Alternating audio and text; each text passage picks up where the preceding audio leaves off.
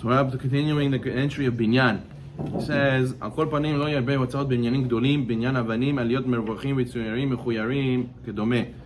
And he says, when a person builds his house, he should not overspend. He should not spend a lot on the cost of acquiring very nice stones, moldings, and decorations, making your house into a hall. He says it's not appropriate because it's all hevel re'ut ruach. It is all a waste. It's chaval. He says, "Ketzel yamenu ala haaretz." We are here, but like a shadow. We are here very, very quickly. We come when we go. We're not going to take these houses with us to Olam Haba. We're in the Mashiach Pidot. We're not going to take. Are you going to take your house with you? You just build your house. Mashiach comes. What are you going to do? You're going to eat yourself your whole life. I built that. I worked so hard. I invested so much, and I can't take it with me. Therefore, a person builds his house. He has to build it and has to have in mind, I'm willing to part ways with it. I'm not going to invest crazy in it because it's not worth it, because we're all here temporarily.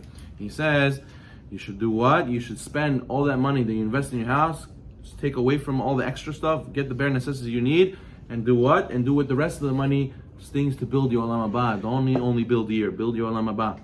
He says, Yushalmi, Shkalim, most very powerful Yushalmi.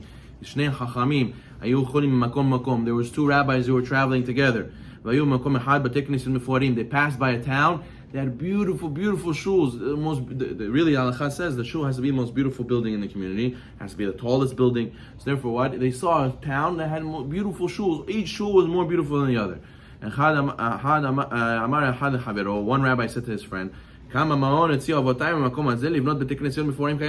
was his hometown. He says, you see, the people in my city, look how they spend for the shul. They build beautiful buildings. The other rabbi said to him, you know how many souls are in the walls of that building?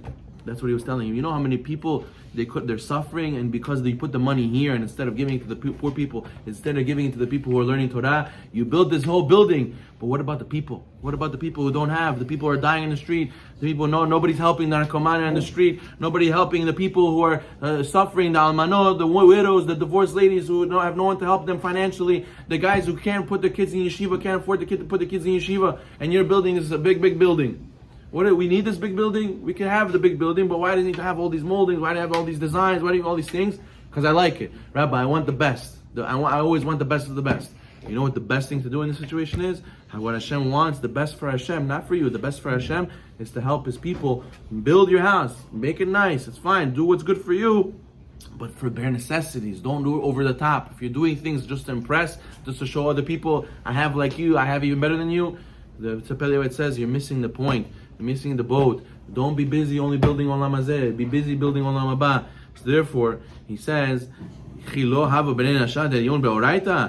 no people in the city who don't need parnasah, who don't need tzedakah. The rabbis, the avrechim, the kollel people, they don't need help. They're going to figure it out on their own. It's okay, build the building and spend all your money over here. Oh, come give tzedakah, give maaser. I'm sorry, I'm building my house. I don't have to give tzedakah to give. I'm sorry, I have to put 1.5 million renovations in my house. I'm sorry, I don't know tzedakah. How can you give tzedakah if you cannot give tzedakah because you're doing 1.5 million renovation? How could that be? A person has to think before he has priorities. He has to think, what's more important, Olam Haba or Olam Hazeh?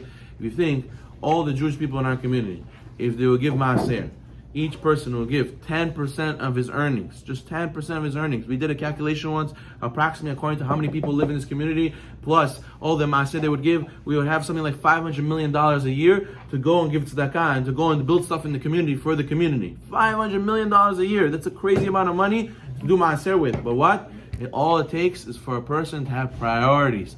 We're willing to spend on Ferragamo, we're willing to spend on Gucci, we're willing to spend on singers, on beautiful things in our house. But what? When it comes to mitzvot, we have to be the same, if not any less, because mitzvot come first. Afterwards, after you did your dues, you did your priorities, mitzvah tzedakah, he says afterwards you can start thinking about Olam Hazeh, but first, Olam Haba comes first. So therefore he says that what does it mean to be Am Haaretz?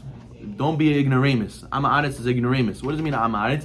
Nation of the land. They believe that this land, this world is all it is. There's no Olam Haba. They're the type who say, Oh, who went to Olam Haba and came back, told us it's true. There's no such thing. That means you're Am Haaretz. He says, don't be Am Haaretz who builds houses and thinks you're going to live here forever. A palace for 2 people. There's 16 rooms and it's a $8 million house. All these things. We need this. It's a must. You could have. There's nothing else you could do better with that money. So therefore, a person has to realize, don't be Am Haaretz, don't be an Aramis, and think you're going to live here forever. Rather, invest in the place that's forever, which is Olam Haba.